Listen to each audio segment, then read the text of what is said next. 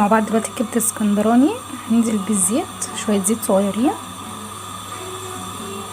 واول ما الزيت ادح هنزل بالتومه. بعد كده هنزل بالكبده بتاعتي. بعد كده البهارات بتاعتي: كمون،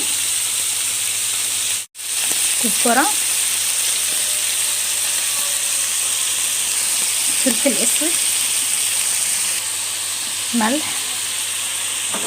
بقلب كده كله مع بعضه.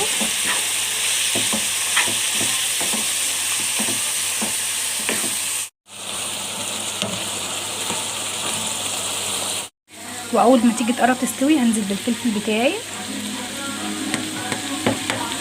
بعد كده اديها كده عصرتين ليمون. دي شكلها كده بعد ما خلصت. عايزه اقول لكم ان هي طعمها جميل جدا.